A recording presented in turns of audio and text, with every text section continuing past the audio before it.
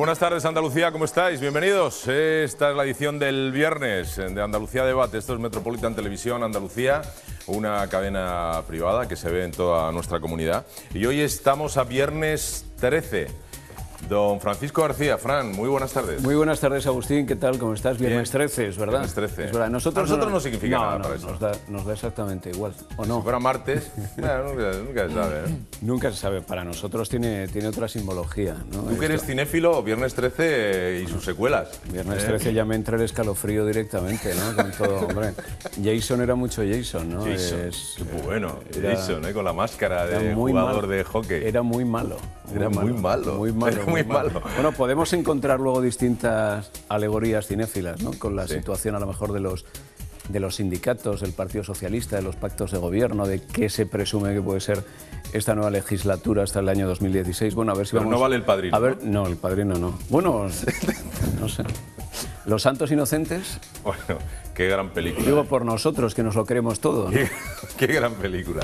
Fran, tenemos 90 minutos para hablar de la situación andaluza, hacer un repaso a lo que ha sido la semana y lo que pueden ser los siguientes días.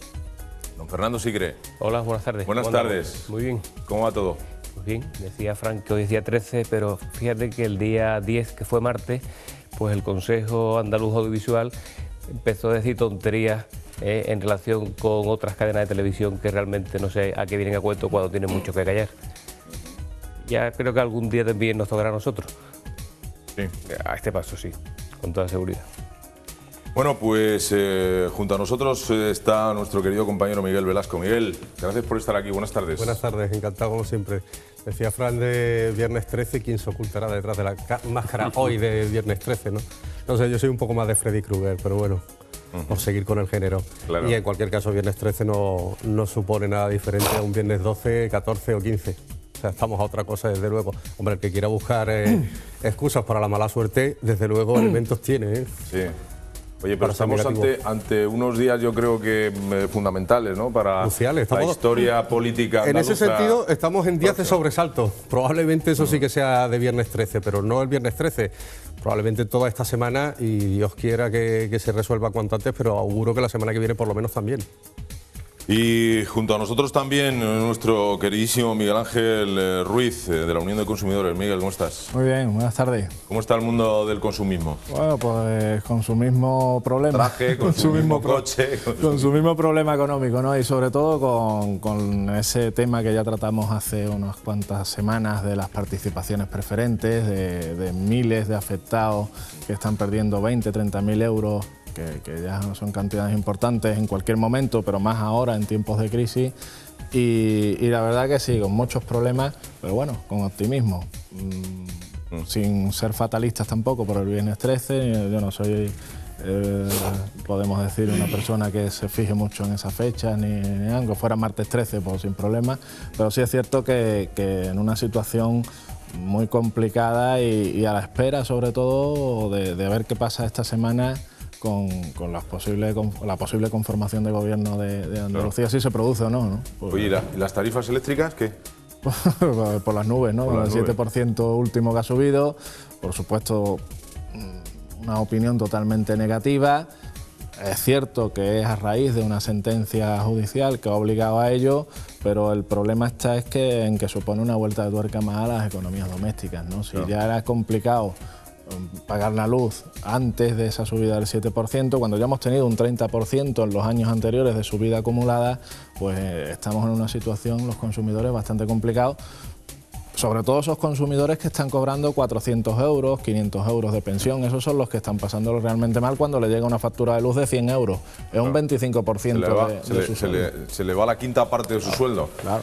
Oye, no podemos hacer nada los consumidores, y pregunto a todos, no solo a Miguel Ángel, ¿no podemos hacer nada los consumidores para mostrar nuestra disconformidad? Hombre, sobre todo nosotros a nivel de asociación de consumidores hemos pedido estar presentes en la conformación de los precios. Hasta ahora hemos estado a espaldas, los precios se establecen de espalda a los consumidores y realmente somos los que estamos pagando todo el sistema, ¿no? Por lo menos el derecho a queja o a opinión que en muchos casos es constructiva, ¿no? Pero desgraciadamente, cuando estamos hablando de liberalización del mercado, de una subasta eléctrica que forma la mitad del precio de la tarifa eléctrica, poco podemos hacer. Y incluso el gobierno poco puede hacer. Pero el debate es mucho más largo, evidentemente, de lo que estamos aquí hablando es de la cuestión de la dependencia energética que tiene el país. Y probablemente en esto tendríamos que introducir a lo mejor el debate sobre la energía nuclear, el coste de la energía nuclear y sus derivadas, y el coste de las energías renovables y sus derivadas. Entonces es un debate pendiente que tiene España y que tiene que resolver también con una vertiente económica de la dependencia energética, evidentemente.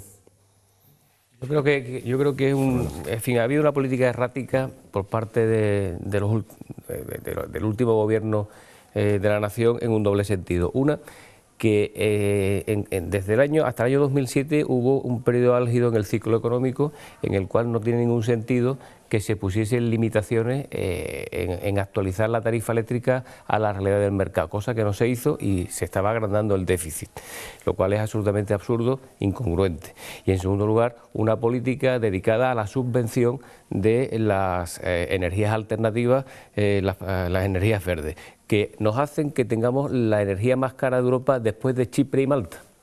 Y eso es un índice determinante de la competitividad industrial. Con lo cual, uno de los motivos por el cual España industrialmente no es competitiva, además de otros muchos factores, es el problema energético. Pero que eso hubo de solucionarse quizá desde el año 90 y tanto, pero sobre todo en el tramo del 2004 a 2007, que era el periodo álgido del ciclo, no tiene ningún sentido que no se hubiese atajado de forma definitiva ese déficit que estamos pagando ahora en el peor momento. Y eso es una herencia de las muchas que nos ha dejado el anterior gobierno, eso que la gente lo tenga bien claro. Ahora hay una sentencia del Tribunal Constitucional porque las eléctricas, como cualquier otro empresario, tendrá que cobrar también, supongo. A este gran análisis que hace Fernando Agustín, yo, si me permites, Fernando, le añadiría que estamos en una etapa de una extraordinaria sensibilidad o sensibilización por parte del consumidor a todo lo que conlleva una subida, sea eléctrica, sea pues el Metrobús en la Comunidad de Madrid, que está también... Qué buen eufemismo acabas de utilizar, o sea, lo que no tenemos es un duro, ¿quieres decir? Sí. Estamos muy sensibilizados ante las subidas. De una extraordinaria sensibilización con todo lo que tiene que ver en lo que nos concierne a la cartera, ¿no? Nuestro día a día y a nuestra economía familiar, sea tarifa o tarifazo eléctrico, sea como digo, la subida del Metrobús también en la Comunidad de Madrid, en definitiva, que todo lo que nos atañe al día a día nos molesta mucho sencillamente porque no tenemos dinero. No, sobre todo cuando se deriva de una mala gestión política, ¿no? Antes lo decía Fernando, ¿no? Los años que hemos tenido precedentes han sido un auténtico despropósito desde el punto de vista de la gestión de la energía, ¿no? En nuestro país.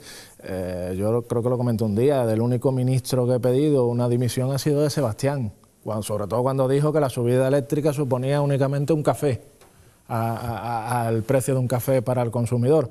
Claro que el café para él posiblemente con un gran sueldo pues no le suponga apenas nada, pero vuelvo otra vez a lo que decía antes, esos consumidores de 400, 500 euros que no llegan a fin de mes, que tienen que estar ayudando sus hijos a acabar el mes, pues un café es un auténtico lujo para ellos. No, y lo que decía Fernando, y el coste precisamente lo que repercute en la productividad española. Evidentemente, la industria se va a resentir también de esa subida y se ha perdido una oportunidad extraordinaria. Yo insisto también con el debate de las nucleares que se planteó y se abortó y simplemente bueno, ha quedado ahí el que venga que arree. Italia, que tanto nos comparamos últimamente con ellos, Italia ya tiene proyectos de nuevas plantas nucleares que además no se hacen en 2 días, que eso hay que proyectarlo, quiero recordar, a 15 años vista. O sea que si hoy te lo propones, vas a tardar una buena temporada en sacar los frutos derivados de una planta nuclear. He oído por ahí, hay un gurú de las finanzas que dice que esto se soluciona con una fórmula sencillísima, que es subiendo los impuestos. Bueno, es que cuando no salen las cuentas... Después de decir esto se acostó, ¿eh? Sí, por ¿vale? eso, tenía que descansar, ¿no? Después de tan... Es que cuando no salen las cuentas hay una fórmula, ¿no? Recorte y subida de impuestos, ¿no? Es lo único. Yo tenía un profesor de Derecho Financiero que en la anterior crisis del año 92 al 96, estábamos hablando, pues me cogió la facultad y, claro, él señalaba que la única fórmula para salir de desequilibrios económicos era la subida de impuestos, ¿no? En aquella época, ¿no? Y eso es lo que estamos viviendo. Estamos viviendo una época donde no se han hecho las cosas bien, donde se ha tirado el dinero por parte de todas las administraciones públicas, ¿no? Desde el ayuntamiento de un pueblo de 500 habitantes hasta el gobierno de la nación, y ese es el desequilibrio que tenemos que pagar. Desgraciadamente hemos tenido políticos poco responsables desde el punto de vista de que deberían de haber recortado esos gastos, no ahora, hace años.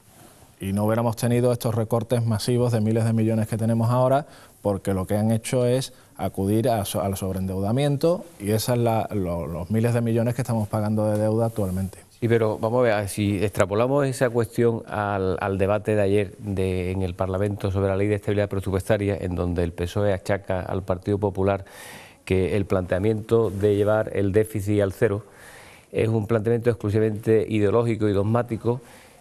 Precisamente en el caso actual y la conformación de la Ley de los Presupuestos Generales del Estado y en la política de consolidación fiscal, al final lo que vemos es que el Gobierno está adecuándose a las necesidades imperiosas del momento, independientemente de las ideologías, porque si no, una política acorde a una ideología que es la que debe de acompañar en principio al Partido Popular, debería haber sido exclusivamente bajar los impuestos y rebajar los gastos. Y sin embargo, se han rebajado los gastos, se han subido los impuestos y se está haciendo lo que se puede precisamente para acometer una necesidad imperiosa que nos viene impuesta desde fuera.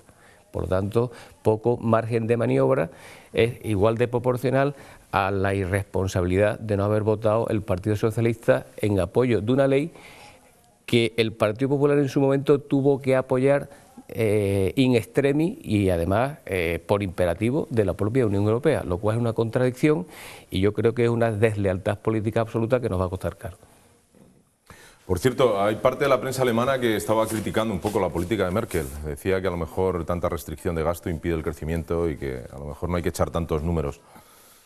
Bueno, acudiendo al refranero, que en todas partes cuecen habas, sí es cierto, se puede volver en su contra también esa política absolutamente restrictiva de Angela Merkel, de la que nosotros estamos tomando muy buena nota aquí en España. Es uno de los referentes en la política económica de nuestro país, todo lo que se dicta desde Alemania, desde esa gran potencia, desde esa locomotora económica a nivel internacional que parte desde Europa, y realmente vamos a ver qué pasa y que posiblemente le pase factura, bueno, lo que más puede atañer a Angela Merkel y a su partido, que es una factura electoral. Claro, pero perdón que yo interrumpa, pero vamos a ver, hay un artículo de antes de ayer de New York Times en donde efectivamente aparece, se ponen en entredicho las políticas impuestas por parte de Alemania a los países periféricos de la Unión Europea y en concreto al caso español. Y dice que si efectivamente las reformas que son necesarias e imperiosas en aras a conseguir mayores cotas de competitividad, en ocasión son contradictorias hasta cierto punto con aquellas que suponen una restricción al límite de la cifra de déficit.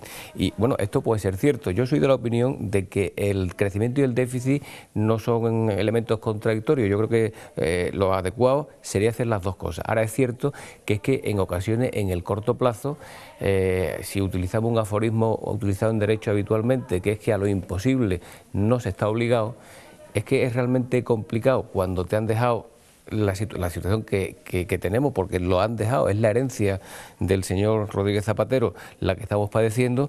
Realmente el no tener capacidad de maniobra restringe la política económica que se puede llevar a través de los presupuestos del Estado, y lo cual al final limita la posibilidad de crecimiento, por lo que el The New York Times decía que es que el problema que están planteando estos señores alemanes ahora, hasta cierto punto criticando a su canciller, es precisamente porque el problema español es un problema de crecimiento y si no se crece no se paga. Claro. Y si no se pagan, los primeros afectados son los bancos alemanes. Con ellos, claro. Ese es el problema. Sin abono no se crece. Vamos a hacer una cosa, si os parece. Vamos a darle algunas tardes a Almudena, que de su voz en off, hoy no tenemos su presencia, pero sí su voz, nos va, pues eso, a marcar un poco lo que son las líneas generales de la actualidad en nuestra comunidad andaluza. Adelante, Almudena, buenas tardes.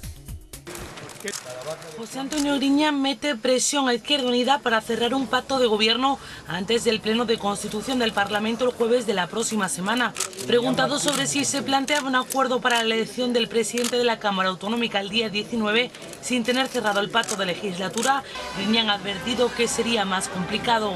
A su juicio es importante que se sepa que se puede formar un proyecto estable y sería también el objetivo prioritario para Izquierda Unida. Estas declaraciones son las respuestas al coordinador de Izquierda Unida, Diego Valderas, que advirtió que las carreras son malas consejeras en los acuerdos solventes. Las principales centrales sindicales, UGT y comisiones obreras cuentan con una presencia significativa en plataformas de diálogo.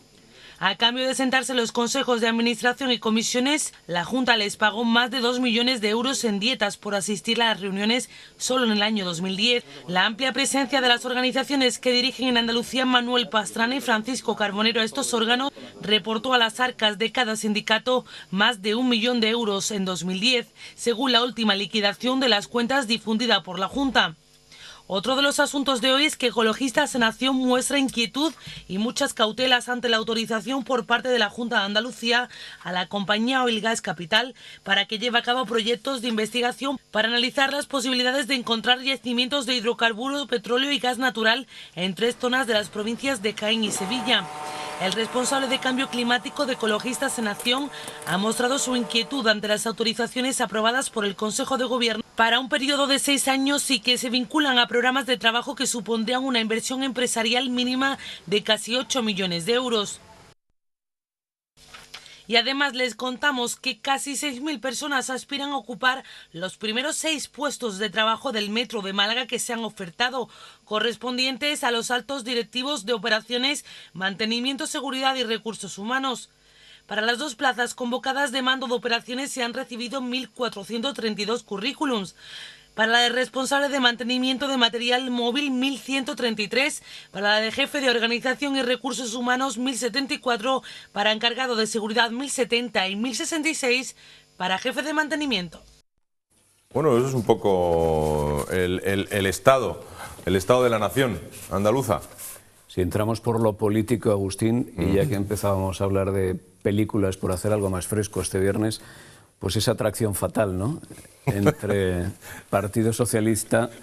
Me gusta. No te rías, hombre. No, está muy bien, Izquierda Unida. No diremos quién hace el papel de cada cual según el argumentario de la película, pero sí puede ser una atracción fatal en principio. Ya veremos si otra de Polanski, que era Repulsión, si al final...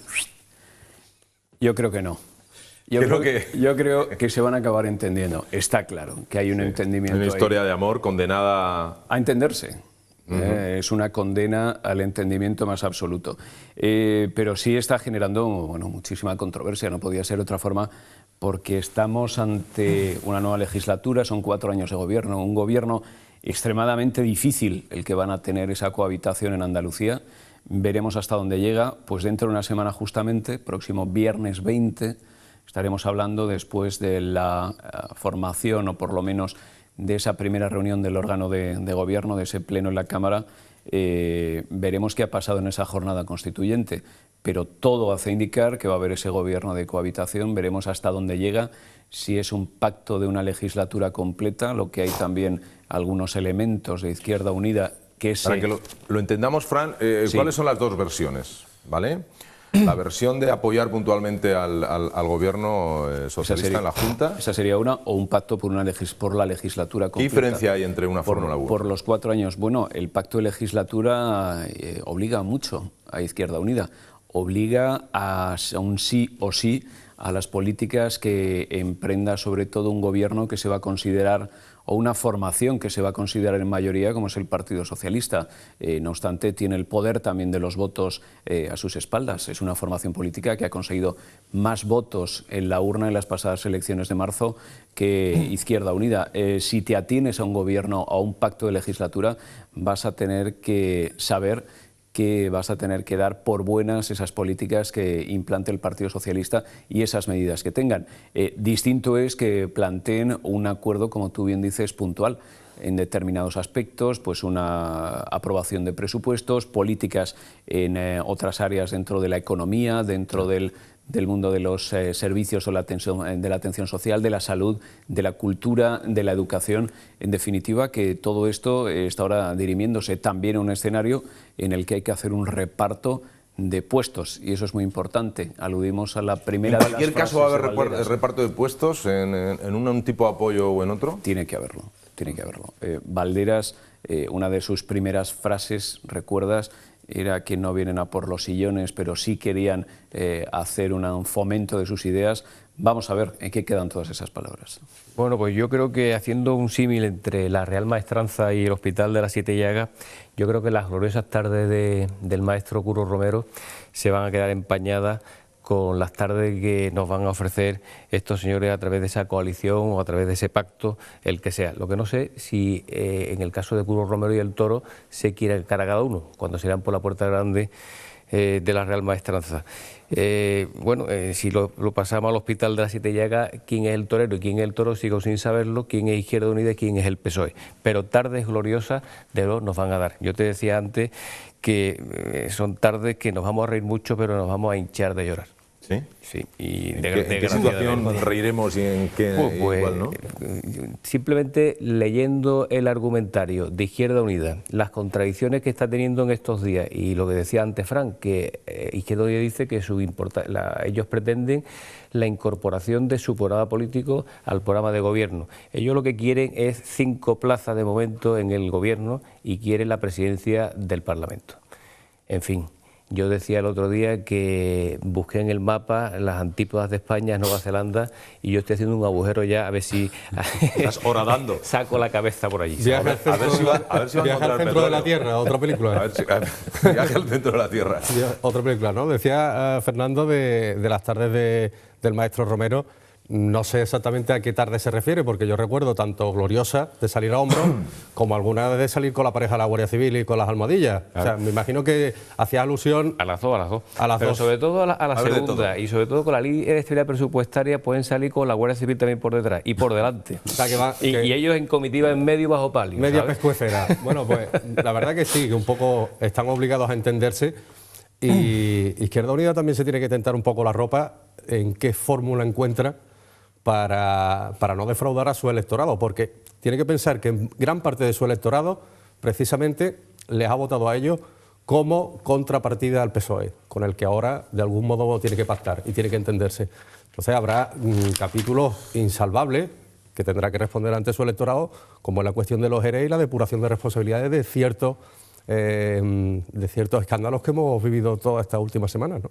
Sí, pero yo decía el otro día, hablando de lo que acaba de decir Miguel, en relación con el tema de las comisiones de investigación, el tema de los ERE, Invercaria, esa insistencia de UGT y comisiones obreras, que en principio son organizaciones sociales, que no políticas, sino que se presenten a las elecciones para ese pacto de supuesta estabilidad, en relación precisamente con las comisiones de investigación, y que sería lo último ya en ver que la insistencia en el programa electoral de Izquierda Unida, que había que meter en la cárcel a medio gobierno andaluz y que ahora van a pactar con los mismos. Yo creo que la insistencia está en que Comisión Obrera y UGT son parte fundamental del entramado. Y por lo tanto ellos están interesados en dirigir desde dentro la operación de cualquier comisión de investigación. Bueno, pacto estoy convencido de que va a haber. O sea, entre otras cosas porque ya estaba pactado antes de las elecciones, ¿no? El escenario político al que atendíamos era que si no había una mayoría absoluta del Partido Popular, y eso creo que todo el mundo lo tenía muy claro, el pacto estaba más que cerrado, ¿no? La cuestión actual está en la tensión entre ambos partidos políticos para eso, para que en definitiva sean 4 en lugar de 5 puestos, o cuidado Izquierda Unida, no me pidas más porque lo que tiene son 12 parlamentarios y tampoco es cuestión. Y luego salvar también Izquierda Unida su imagen. Hay que tener en cuenta que pactar con el gobierno actual que ha habido en estos 4 años, después de la crítica tan fuerte y después de la gestión que se ha realizado y después de la corrupción, ¿no?, que también ha habido en el tema de los ERE, Invercaria, etcétera, etcétera, pues es políticamente incorrecto para un partido como Izquierda Unida, ¿no? Por lo tanto, tiene que salvaguardar muy bien esa imagen de cara a su electorado y de cara a esos miles de votantes que han tenido, ¿no? Pero el pacto no os quepa duda que va a haber. Sí o sí, ¿no? Sí, y además, desgraciadamente, va a ser un debate de sillones. Y el ciudadano y el andaluz lo que necesita es un debate de ideas, de salir de una situación más que complicada dentro del conjunto de España y sobre todo de austeridad, porque más que sillones yo creo que necesitamos millones. Claro, es que estamos en riesgo de intervención. Es que además eso que apunta Agustín es muy acertado, porque la contrapartida que podría tener Izquierda Unida para llevar a cabo gran parte de su programa pasa precisamente por tener muchos millones para realizar ciertas políticas de subvenciones sociales, cosa que hoy no hay. Con lo cual, la contrapartida a ese gobierno que podían ellos apuntarse, bueno, hemos pactado con el PSOE, pero a cambio se están llevando a cabo ciertas políticas que apoyamos. Nuestro programa, vamos a dar lo comido por lo servido, va a ser de un difícil encaje, claro. Porque, por desgracia, todos lo sabemos, todos, desde que abres el ojo por la mañana hasta que te acuestas por la noche, nos damos cuenta que sin dinero pocas cosas se pueden hacer, muy pocas, y es lo que nos falta ahora mismo. Nos sobra tiempo y nos falta dinero. Nos vamos a ir hablando de tiempo a unos minutitos de reflexión profunda y volvemos enseguida.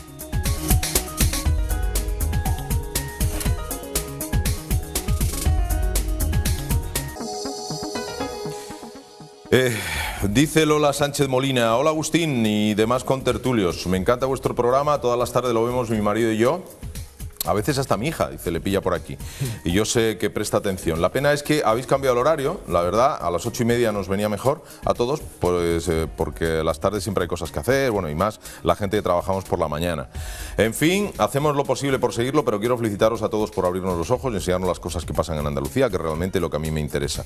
Aunque sé que no puedo desligarme del resto de España y a las que no siempre tenemos acceso. Espero que su línea sea siempre la de contarnos lo que nos dicen otras. Gracias, de adelante.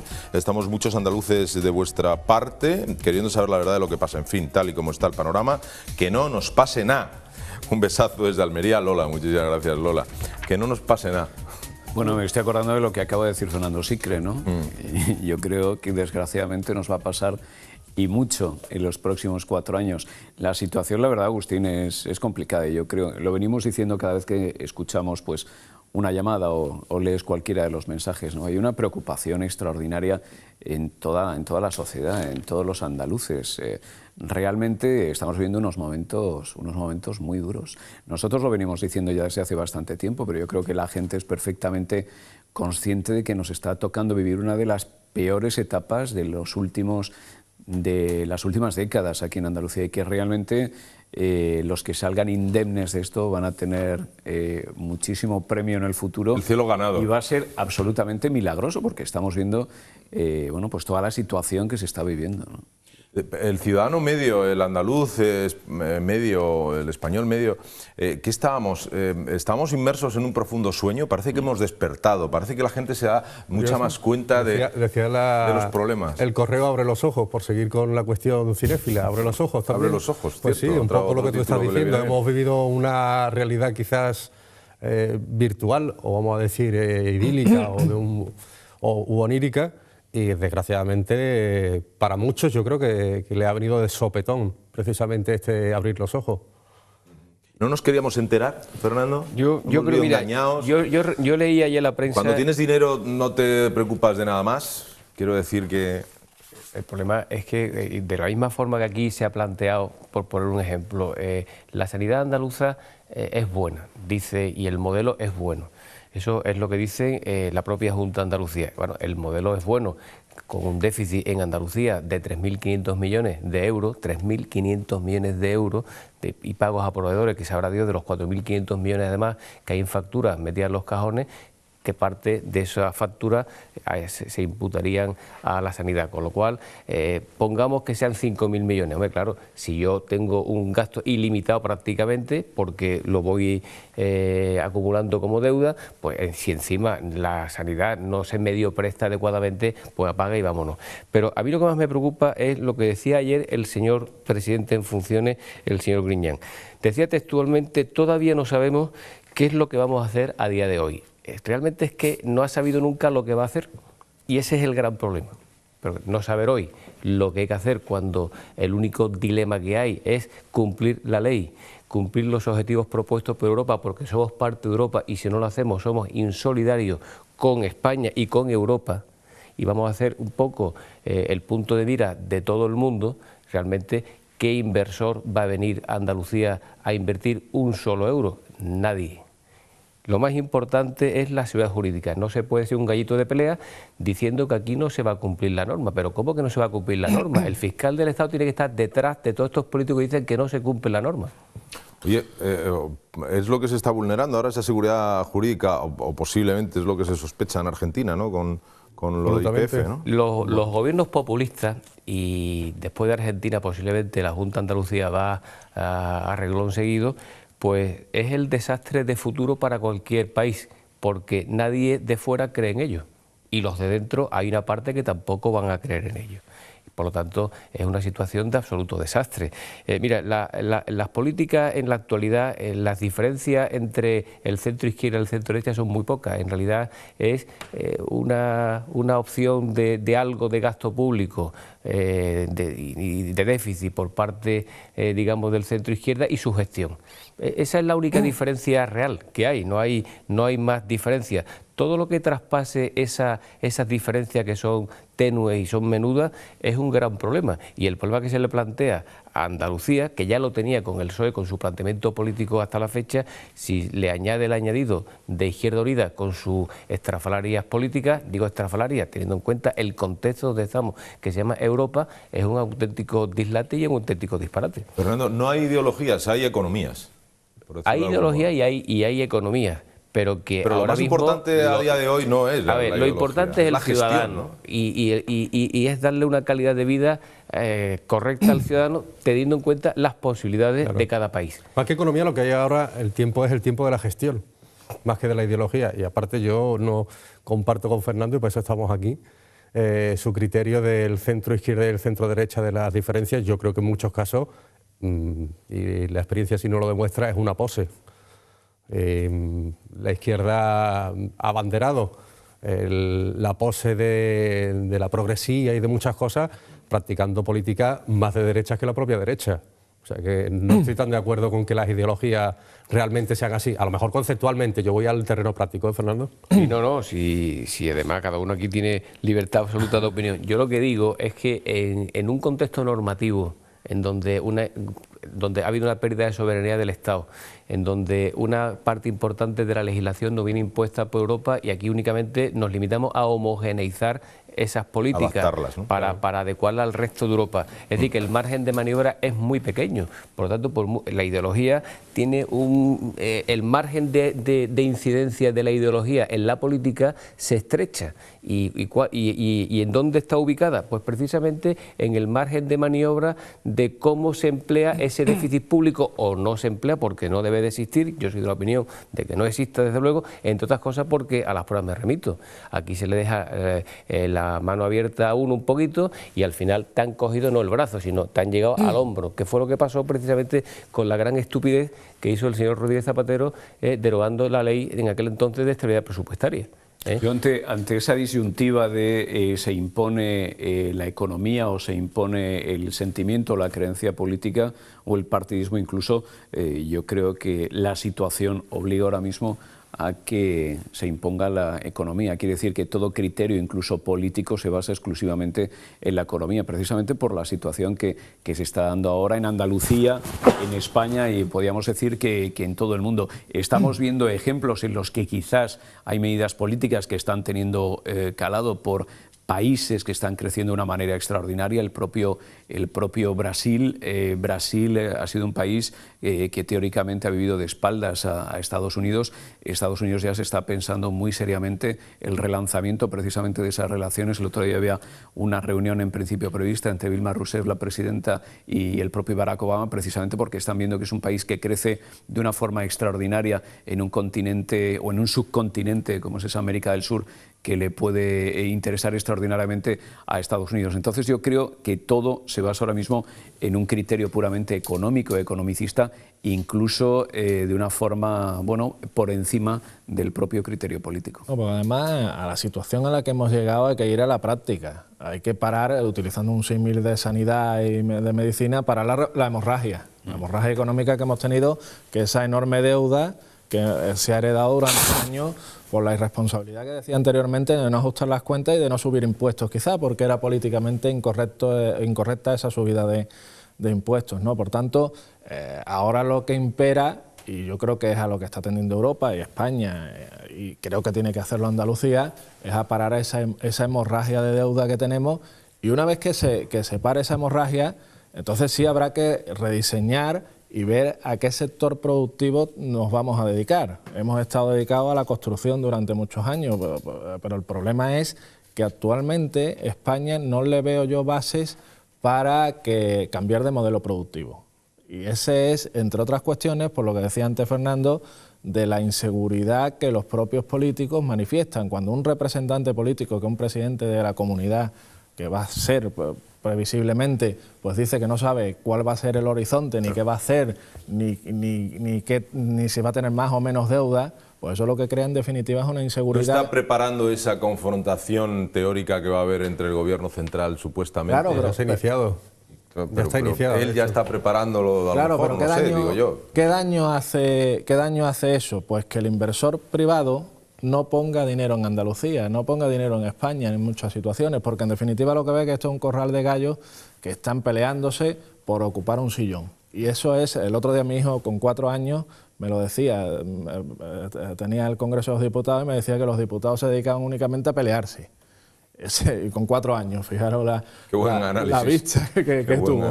Pues eso es lo que el inversor privado no quiere en España, y por eso no hay inversión privada en España que cree al final empleo y que nos haga salir de esos 5 millones y pico de parados, ¿no? Ese es el problema fundamental. Sí, pero si centramos el debate en el corto plazo, que yo creo que es donde hay que centrarlo ahora mismo, porque la situación de intervención de un país es cuestión de días, no es cuestión de años, es cuestión de días. Centrando el debate, tenemos que acudir directamente al elemento fundamental de política económica, que es los presupuestos. Los presupuestos, en el caso español, han sido un auténtico dislate desde el año 2007.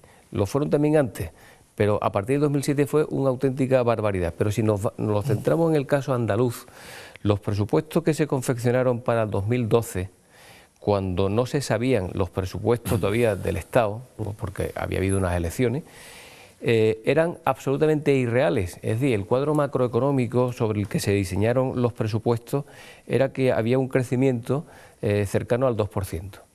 ¿Eso qué significa? Eso significa la posibilidad a nivel presupuestaria, en este caso absolutamente irreal, de inflar la cifra de ingresos para, como consecuencia de ello, inflar la cifra de gastos y que presupuestariamente el déficit, sea una cifra que en principio pudiera ser equiparable a la que legalmente se establece como tope. Lo que ocurre es que cuando uno acude a la realidad, modifica el cuadro macroeconómico porque te ha venido impuesto por la realidad de los hechos externos, pero por la propia política económica del Estado.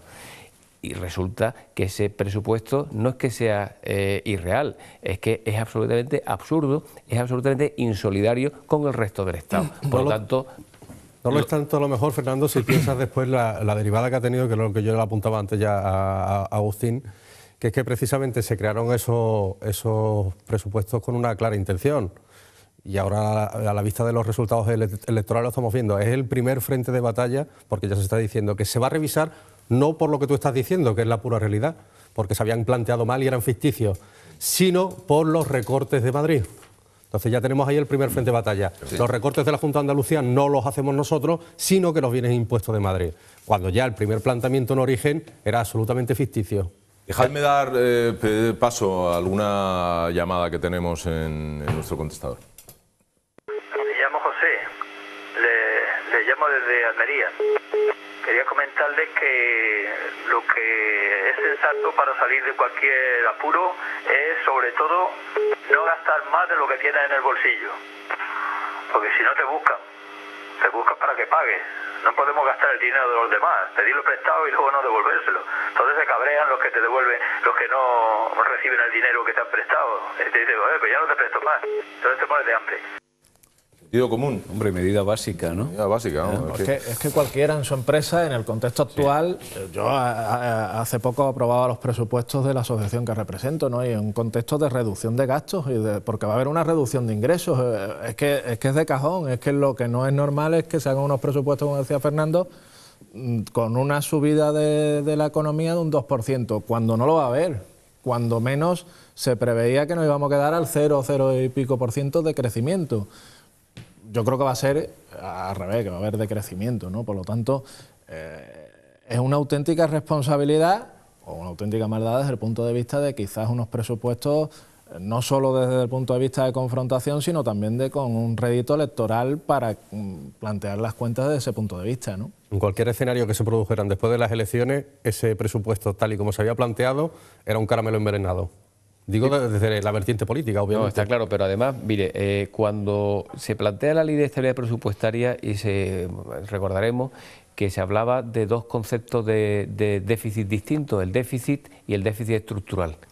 Eso en la ley, aunque el déficit se lleva al 0%, se sigue manteniendo esa disyuntiva. El déficit está planteado en el periodo del ciclo económico. Lo que no se puede es admitir, y yo creo que en eso estoy absolutamente de acuerdo con el planteamiento de la nueva ley, es que desde una perspectiva estructural se admita el déficit. Es decir, se admitirá el déficit en el contexto del ciclo porque por la intervención de los estabilizadores automáticos. Por ejemplo, crece el desempleo, lógicamente crece el déficit del Servicio Público de Empleo que tiene que financiar la prestación de desempleo, que es una de las cosas que está pasando ahora mismo, pero que en el contexto del ciclo al final tiene que ser cero, y que el déficit estructural, que es el que se financia con el presupuesto, con los gastos corrientes, ese es el que no puede dar nunca una cifra de déficit, porque eso es lo comido por lo servido. Y eso no arregla en el medio y en el largo plazo, en el contexto del ciclo, absolutamente nada. Por lo tanto, la ley de estabilidad presupuestaria, que debería de ser Andalucía el primer interesado en aplicarla de forma radical, está bien planteada. Porque es bueno en la actualidad y es bueno para el futuro, porque vamos a dejar este país endeudado para el próximo siglo.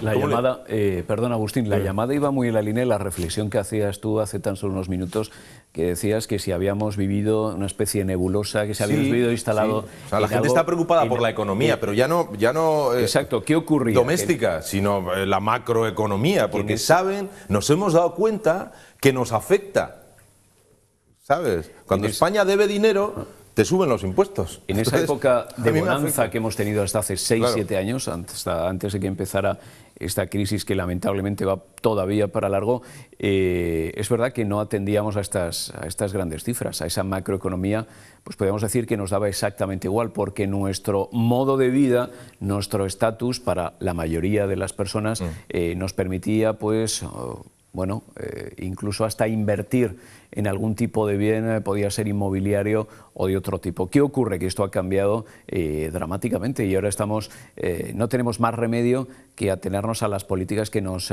marcan desde fuera de nuestras fronteras. Te quiero decir con esto que si hubiésemos tenido un gobierno, lo digo por el pasado gobierno del Partido Socialista, que en lugar de estar instalado en políticas que tienen que ver con la cooperación internacional o con la alianza de civilizaciones, se hubiese instalado, como ha hecho también este gobierno de Mariano Rajoy desde el principio, en la realidad, en la sinceridad y en hablar claro de la situación, sobre todo económica, que estamos viviendo, yo creo que si se hubiese fomentado el ahorro para cuando llegase, que sabían que tenía que llegar este momento, no haberlo pasado como lo estamos pasando en la actualidad. Claro, porque esta forma de gobernar del gobierno de Mariano Rajoy no es divertida, ¿eh? Es real. Te está diciendo cómo está la situación, y la situación está mal, no, muy mal. Sí, pero si se hace un análisis de los cuadros macroeconómicos de los últimos años, se llega a la conclusión de que en este país hemos estado viviendo un 40% por encima de nuestras posibilidades, un 40%. Significa que, y eso está relacionado con los índices de competitividad, eso significa que teniendo en cuenta la moneda única que era el euro, los españoles hemos estado utilizando una moneda que no representaba el equivalente a los precios dentro de nuestro país. ¿Por qué? Pues como no hay frontera, pues nosotros con el euro compramos un Audi, compramos un Mercedes a los precios de allí, pero con el dinero de aquí que no representa, digamos, el nivel de vida real. El nivel de vida que se tenía aquí. Entonces, los debates que hay entre los premios Nobel que han estudiado el caso español es que si tuviésemos soberanía en el control del cambio de la divisa, de la moneda, España hubiese tenido una devaluación cercana al 50%. Significa que cuando se habla de la reducción de todos los precios, incluidos los salarios en España, debería ser cercano al 40% para adecuar nuestra economía a la parrilla de la divisa, de la moneda, para adecuarla a nuestra realidad. Entonces hemos tenido una ilusión de un 40% sobre nuestra realidad. Pensábamos que éramos alemanes. Pensábamos que éramos ricos y seguíamos siendo pobres. Esa es la realidad. Pero el ajuste económico se ha hecho, ¿no? El ajuste económico se puede decir que son 5.300.000 parados, en cierto modo. Entre otras cosas. Claro. ¿Y la culpa es nuestra? ¿La culpa ha sido nuestra? ¿La culpa ha sido del ciudadano español, del ciudadano andaluz? La culpa, porque hay mucha gente, sí, hay un cierto un argumento por ahí que dice, claro, porque hemos vivido y tal. No, o sea, mis amigos no tenían Ferrari, ni tenían Porsche, ni tenían nada. Como mucho, pues mi mujer ha cambiado de coche, vale, pero vamos, que ha cambiado de un Seat a un Renault, te quiero decir que tampoco ha hecho ni una burrada. ¿Quién ha vivido por encima de sus posibilidades y se ha notado? ¿Ha sido la culpa, es del papá Estado que nos lo ha permitido, que no nos ha hablado claro? No, lo que pasa... ¿Han sido los bancos que han visto negocio y se han frotado las manos? ¿Quién ha sido el culpable? Aquí, cuando dice la economía aquí en España ha funcionado, claro, ha funcionado desde la óptica del mercado interior, que se sustentaba en base a la construcción y que se construía aquí. De hecho, había una inflación de costes, por ejemplo, con los salarios de todo el gremio de la construcción. Un ferralla en el año 2007, un peón podía ganar 5.000 euros brutos, y eso lo digo con conocimiento de causa. Significa que y la llegada de extranjeros era lo que equilibraba un poco el propio mercado de trabajo a nivel de precio, a nivel de coste. ¿Pero el peón tenía culpa, como me está preguntando Ángel? El nivel no tenía culpa. Bueno, absolutamente de nada. A eso me refiero. El problema era unas políticas económicas inadecuadas que nos han llevado a esa situación.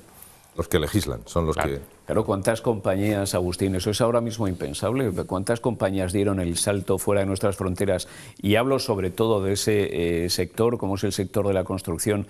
Qué grandes fortunas se han cocinado en torno al sector del ladrillo. Y aquí en Andalucía tenemos claros ejemplos también de grandes empresas que han traspasado nuestras fronteras y han consolidado unos grupos tremendos, que han hecho alianzas con grupos extraordinariamente poderosos en Alemania, en Reino Unido, hasta en Estados Unidos, en los propios Emiratos Árabes. Eso hoy día es impensable, pero sin embargo en esos años de bonanza había personas, había empresarios que sí se lo podían permitir.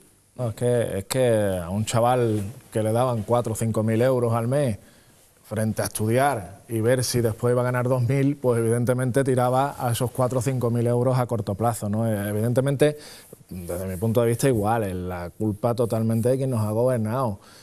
Y buena culpa de ello el Banco de España, que ha permitido a las entidades financieras hacer los auténticos disparates que se han cometido en cuanto a la concesión de crédito. Si hubiera habido un verdadero control del crédito, de las finanzas de los bancos y demás, sin duda alguna no estaríamos en la situación a la que hemos llegado, porque estamos viendo una auténtica dejación, y todavía a día de hoy se produce una auténtica dejación del Banco de España a la hora de controlar a las entidades financieras que han hecho un auténtico desmadre en nuestro país, ¿no? Lo que pasa, Miguel Ángel, que en esos tiempos de bonanza, ¿quién hace la reflexión? Nadie. Sí, pero alguien tiene la obligación de hacerla. Claro, ¿no? nadie me refiero a nosotros, al ciudadano, pero tenemos a alguien que nos vigila. Está por encima. Y que está por encima de nosotros, como son los gobiernos respectivos, que sí nos tienen que llevar por ese sendero. Es que vuelvo a lo que decía mi hijo, no están para pelearse, está para que trabajen para el país. Y ellos tienen datos que les da el poder visualizar la situación del país. Sí, pero las cifras. Hay un dato determinante. Desde que se implanta la moneda única, la subida salarial media española ha sido del 22,5%, la subida salarial media alemana ha sido del 4%. Eso está directamente relacionado con la productividad del factor trabajo y como consecuencia de ello con la competitividad de las empresas. Eso es el problema que antes yo decía de que hemos vivido por encima de nuestras posibilidades, ni más ni menos, porque como la economía se sustentaba en mercados internos, no dependíamos del exterior, dependíamos para endeudarnos a través de la balanza de cuenta corriente, que ha sido absolutamente deficitaria, precisamente porque teníamos unas posibilidades de compra, dada la paridad de la moneda, que a nosotros, a los ciudadanos, nos beneficiaba. Claro. Pero claro, eso lo ha hecho al final terminar arruinando. Hemos vivido fuera de la realidad. Vamos a escuchar más llamadas, pero vamos a hacer la última pausa del programa. Este programa que hoy viernes estamos un poco pues hablando, estamos reflexionando, estamos intentando, pues no sé, buscar culpables. No lo sé, la verdad es que a veces no nos queda más que eso, que reflexionar en voz baja y decir ¿qué hemos hecho? Nos vamos y volvemos enseguida, no os mováis, gracias.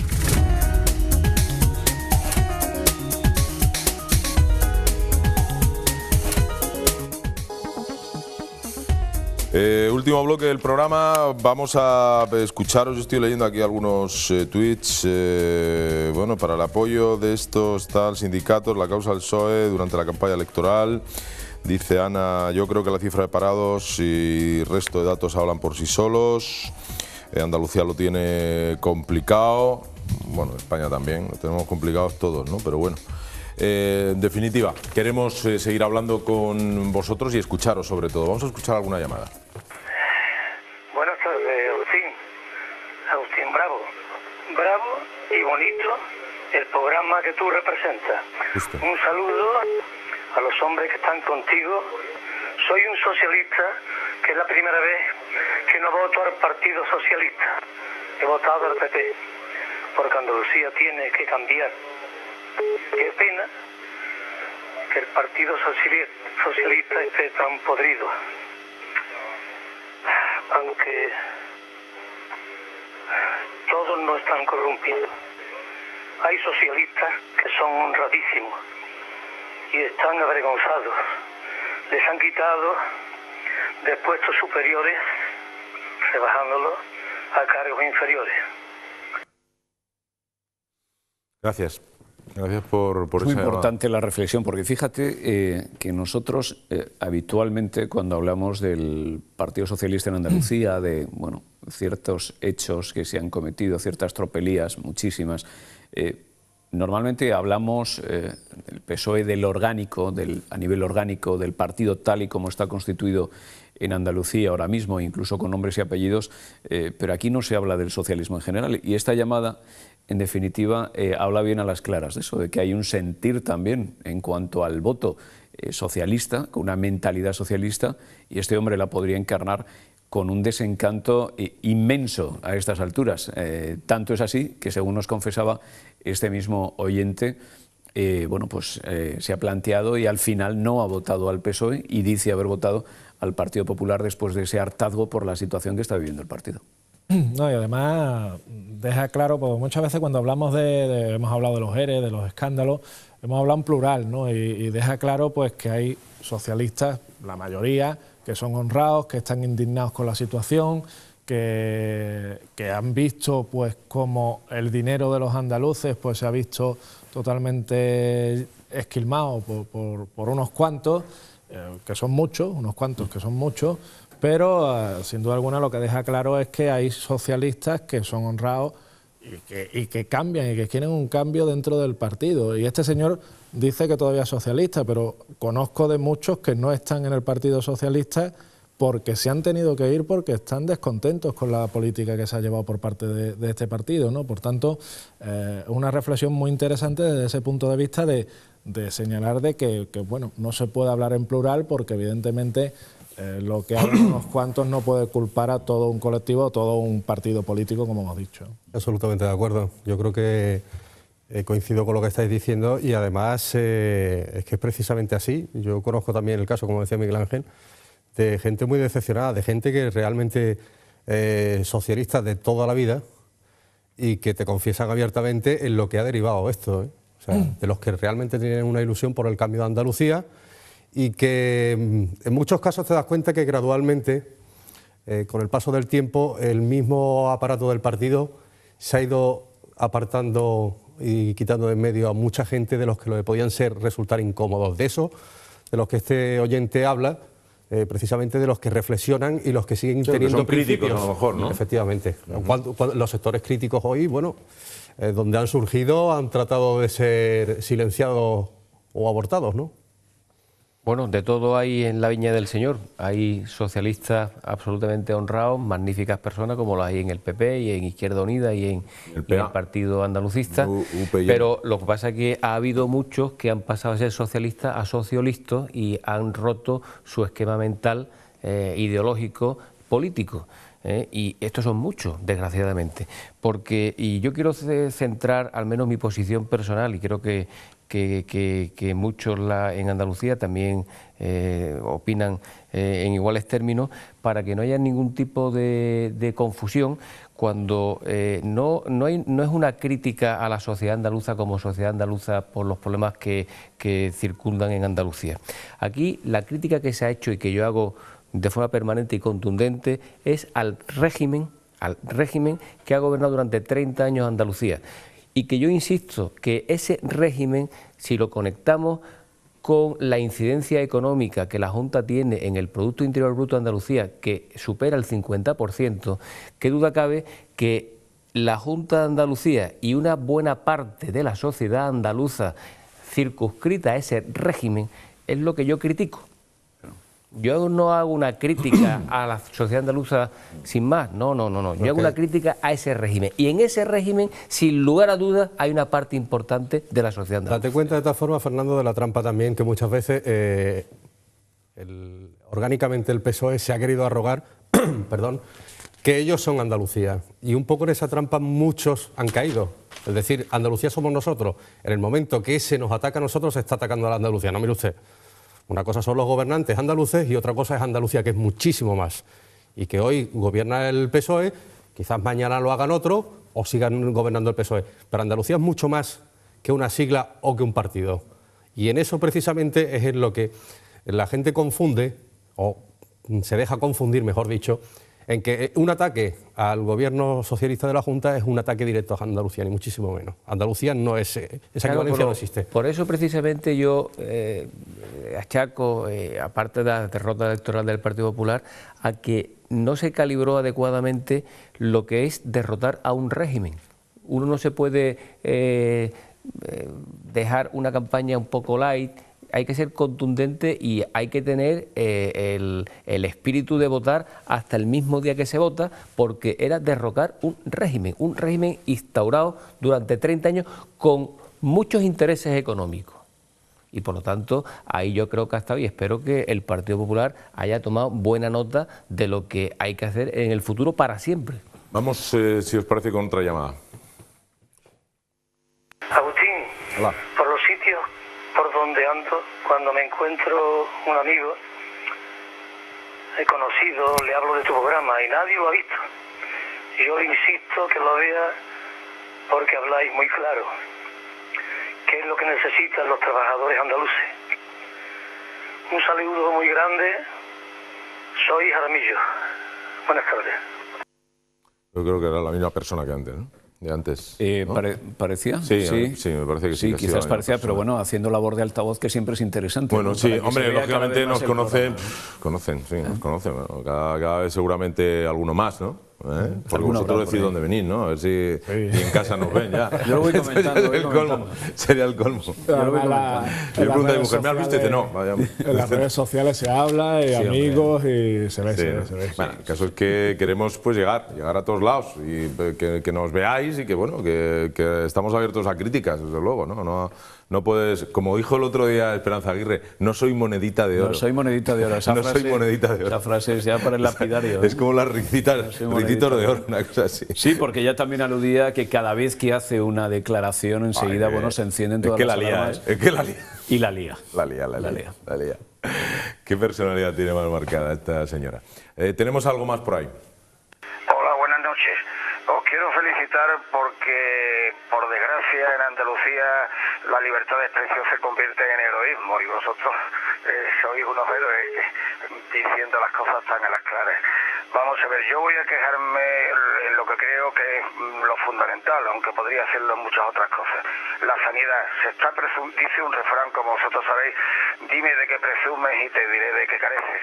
Se está presumiendo que la sanidad andaluza es la mejor de Europa y que más quisiera yo que fuera la mejor del universo, pero eso es mentira. Y si no, que me digan por qué se mandan pacientes andaluces, por ejemplo, a Madrid a ser tratados de patologías que aquí no se pueden tratar. Pero voy a quejarme en concreto en la sanidad de Huelva. La sanidad de Huelva es tercermundista, no porque los médicos sean malos, no, porque no hay suficiente plantilla, suficiente presupuesto, suficiente tecnología. A mí me va a permitir la licencia que hablaba de héroes, yo me pido el Capitán América. Te pides Gajapés, es el mejor, el del escudo. Los demás... El hombre invisible. El hombre invisible. Spiderman, ¿no? Que pasa un calor. Cada cual que elija lo suyo. Miguel Ángel, como va de verde, la masa. Oye, bueno, lo de la masa ahí está mal, Ahí está mal. Pero es que lo tenía. Y Fernando que lo diga él. El hombre antorcha. Fernando que lo diga de la Patrulla X. El hombre lobo. La sanidad. Tenemos buena sanidad, buenos profesionales. Vamos a ver, la sanidad, yo lo decía yo antes, aquí tenemos, el problema es ofrecer una sanidad a un coste asequible y competitivo, como siempre. Tenemos una sanidad con unos presupuestos y después resulta que tenemos un déficit declarado de 3.500 millones, que con las facturas que hay pendientes, que se estiman en 4.500, esa parte, esa alícuota aparte en sanidad podría ser cercana, por lo tanto, a los 5.000 millones. Bueno, cuando hay un gasto que no está controlado, lo mínimo es que sea una prestación sanitaria medianamente adecuada. Yo creo que la prestación sanitaria en Andalucía no es mala, esa es la realidad, pero claro, ¿a qué coste? ¿Cómo está gestionado?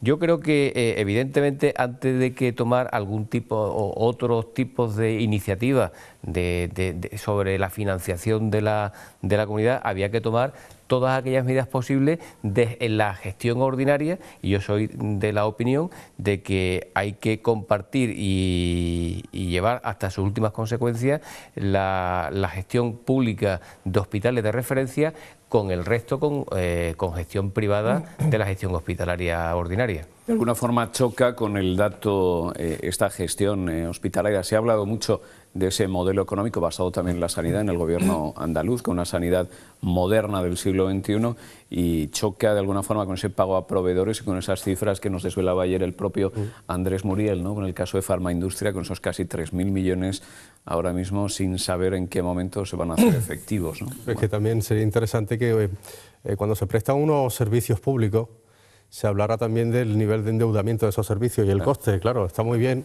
El otro día me decía un amigo, y era una reflexión bastante sensata, decía, en los últimos años parece que hemos pasado de llevar el niño al colegio de pago mejor, tener actividades extraescolares, que el niño hacía karate, inglés, montaba a caballo, y ahora cuando volvemos a lo del abre los ojos, que decía, se da cuenta que no tienes ni para pagar ahora una mínima educación pública. Bueno, pues entonces tendremos que decir, señores, vamos a ser un poco más equilibrados, de eso es de lo que estamos hablando. ¿Qué es lo que se puede ofrecer y a qué coste? Y no vender humo, por supuesto, porque el nivel de endeudamiento ya no da más de sí y habría que hacerse la reflexión. Esto que es, como dice el dicho, faisán para hoy y plumas para mañana, yo no me apunto a eso. Yo en temas económicos no entro, y en temas de Huelva tampoco, bueno, desconozco, ¿no? Un poco el sistema sanitario de Huelva. Yo opino que creo que tenemos una buena sanidad andaluza. No sé si la mejor de Europa, pues no sé, y además todo es mejorable, y lo que sí detecto por mi trabajo es que aparte de que tenemos una buena sanidad, sanidad en hospitales, centros de salud y demás, lo que sí detecto es una mala gestión. Es decir, una mala burocracia sanitaria. que es donde vienen la mayor parte de las reclamaciones y de las quejas de los usuarios. Vienen por lista de espera porque se tarda. Entonces, el tema sanitario, pues ¿hay medios? Pues sí. ¿Hay buenos profesionales? También. Ahora, el problema está quizás en esa burocracia que hace que el ciudadano, pues en muchas ocasiones, pues se dé contra una pared a la hora de realizar una leve intervención quirúrgica que se tiene que realizar, ¿no? Por tanto, no sé si somos los mejores de Europa, porque yo creo que todo es mejorable y todo es susceptible de que se pueda potenciar y mejorar, pero sí es cierto que existen esos problemas de cara al ciudadano y a lo mejor este ciudadano, esa queja va enfocada también por esa falta de... Y por eso dice que hay falta de medios, pero quizás es la falta de medios en la burocracia de la administración. Yo creo que yo voy a entrar en temas económicos, lógicamente. Yo creo que la prestación última que recibe el paciente, yo creo que es buena y aceptable.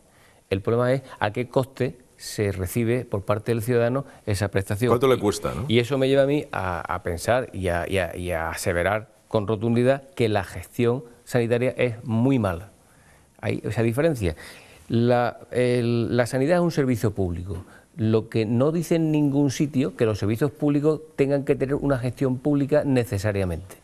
Y de hecho, aquí en Andalucía, en la década de los 90, comenzó con una gestión público-privada. De hecho, hay hospitales de red privada que están con concierto con la red pública y está demostrado cuáles son los costes. Yo soy de la opinión de tener en cada provincia o en varias provincias un hospital público de referencia que esté controlado directamente, presupuestariamente, por el propio Parlamento, en este caso Parlamento andaluz, y el resto de la sanidad tiene que tener una gestión privada sin perjuicio que la titularidad del servicio siga siendo pública. Es que eso no es en absoluto contradictorio, ni lo dice ni por asomo ni el artículo 41 ni el 43 de la Constitución. Por lo tanto, es absolutamente posible y legal y además conveniente.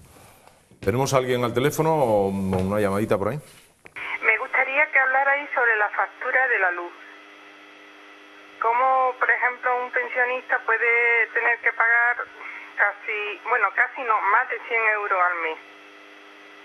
Que supone casi un tercio. Gracias. Pues querida amiga, espero que hayas estado atenta al principio del programa porque Miguel Ángel hemos hablado de eso y es que vamos, parece que la llamada viene al pelo, vamos, absolutamente. ¿no? Es que claro, el problema está sobre todo esos pensionistas o quien está parado que esté cobrando esos 400 euros y que tiene que pagar esos 100 euros. Y además es un bien básico porque ayer con una reclamación que tenía y que atendía yo en mi oficina decía, mira, tú del teléfono puedes prescindir cuando tienes un problema con una compañía telefónica, pero cuando tienes un problema con tu compañía del agua o de la electricidad, es que no puedes volver a la Edad Media, no puedes estar con velas, ¿no? Por lo tanto, es una situación muy complicada. Y me estás diciendo que es complicado darse de baja, pero no es que... del teléfono. Entonces, bueno, yo te había entendido la luz te la corta directamente. Esa es otra película, Misión Imposible. Misión Imposible. Bueno, el teléfono de 20 lo cortan, si no paga, supongo, ¿no? Sería lo más fácil, ¿no? Es decir, voy a estar sin pagar 2 meses, ¿no? Que me lo corten. No, es muy complicado, fuera de bromas, muy complicado. El darse de baja, Miguel Ángel lo sabrá perfectamente. Ya de por sí el cambio de compañía es farragoso, pero la baja es complicadísima. Sí, te cortan, Fernando, pero te siguen cobrando. Sí, pero yo voy a centrar mi opinión en algo que desde luego no es nada populista, es todo lo contrario. Pero los precios de los consumos tienen que acercarse a la realidad del coste. Y las tasas, aquí en cualquier ciudad, los ayuntamientos han proliferado una serie de servicios que están muy bien, pero que deben de ser financiados casi en el 100%, o hay que tender a que se financien en el 100% por parte de los propios usuarios. Yo comprendo y entiendo que hay una parte de la ciudadanía que por una razón de renta pudiera tener una excepción, pero tienen que ser absolutamente los mínimos. Es decir, los servicios hay que pagarlos. Ponnos un ejemplo, un servicio a nivel municipal o a nivel provincial. Mira, por ejemplo, una piscina pública. Sí. Una piscina pública tiene que estar financiada, los costes operativos de su funcionamiento, yo no hablo de la inversión, pero sí de su funcionamiento por los usuarios, ni más ni menos. La luz, pues la luz, el 90% de la ciudadanía tiene que aceptar que tiene que pagar su consumo, el coste de su consumo real, porque si no, la otra opción es lo que nos está pasando ahora, es la financiación por parte del Estado del déficit. Y eso no hay otra opción que o se financia con cargo a los presupuestos y por tanto con cargo a los impuestos, o se financia de forma especial, que al final la redistribución no puede ser eterna.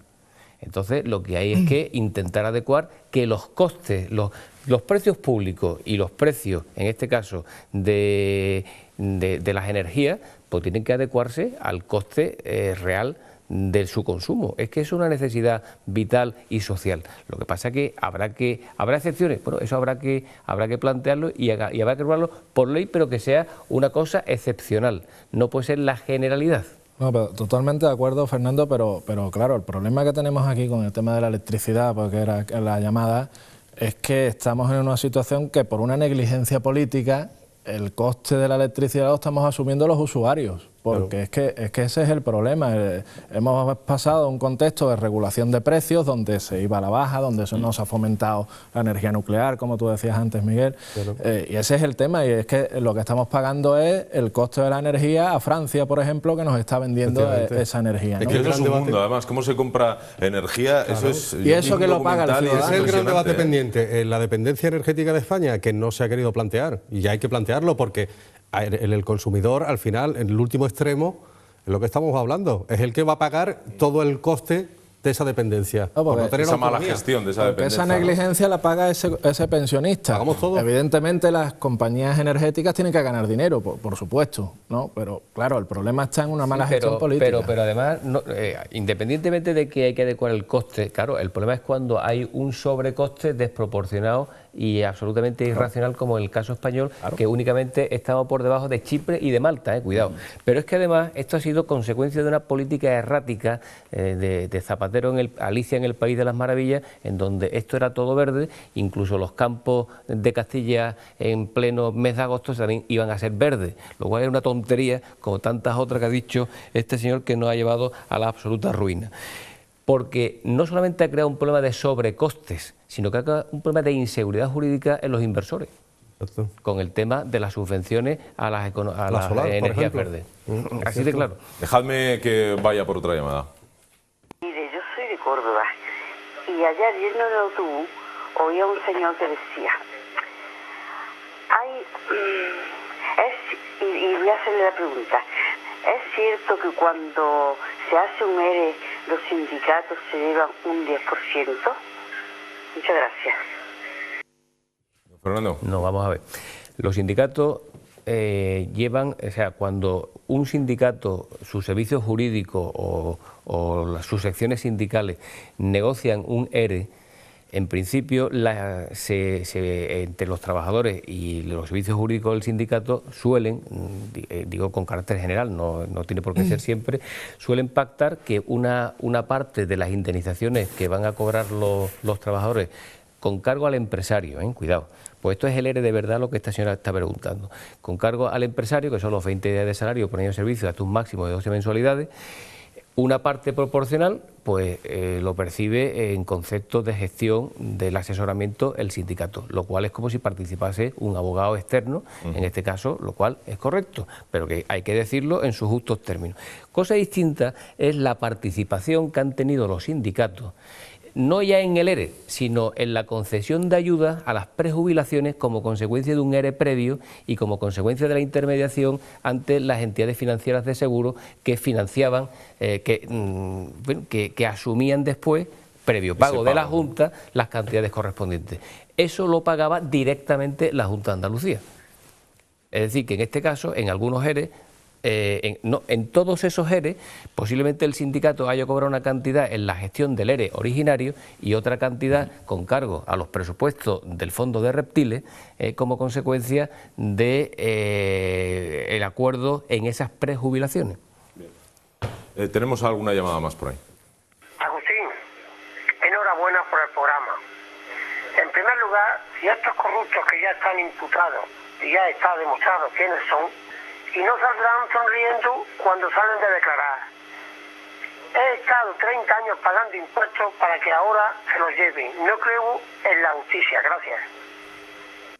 Bueno, pues es una pena, ¿no?, que no se cree en la justicia, pero bueno, adoptar posturas como esta y ver efectivamente, como dice este telespectador, a los imputados, pues en principio yéndose de rositas, ya veremos lo que pasa, te lleva a este planteamiento, ¿no?, sobre la justicia, que desgraciadamente ninguno de nosotros queremos, ¿no?, pero por lo menos te lo hace pensar, ¿no?, de ¿para qué sirve la justicia? Yo creo que en el fondo es una reflexión casi universal, ¿no? Yo creo que el ser humano siempre nos sorprende, ¿no? Sí.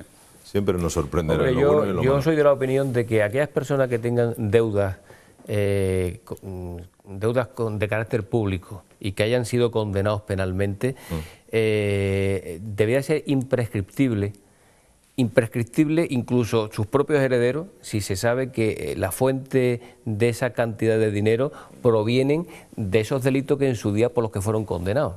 Porque claro, aquí se condena a la gente, pero aquí no paga nadie un duro. Claro. Y como decía una señora hace ya unos meses aquí en el programa, decía, primero que paguen y después lo metan en la cárcel. Muchos años, pero primero que paguen. Yo estoy totalmente de acuerdo. Bueno, pues que paguen durante toda su vida. Por lo tanto, pero claro, había que modificar la norma y que, digamos, las posibilidades de devolución judicial tuviesen un carácter imprescriptible siempre que hubiesen sido condenados penalmente. Esa es mi opinión personal. Nos vamos a ir, nos queda un minutito. Don Fernando, Bueno, feliz fin de semana. ¿Tiene algún plan especial? No. ¿Tiene alguna feria? ¿Algún plato de jamón por ahí? Yo voy a ir a un sitio que me gusta mucho en Sanlúcar, que se llama el Cojo Frascuelo, que es un sitio de mosto, es un tabanco, como lo llaman en Sanlúcar, y Pepe, el Cojo Frascuelo, que es buen amigo mío, bueno, me tomaré unos vasos a vuestra salud. Por favor, un abrazo a Pepe, ya iremos a vernos. Iremos a vernos. Que nos vaya reservando sitio para otro, ¿eh?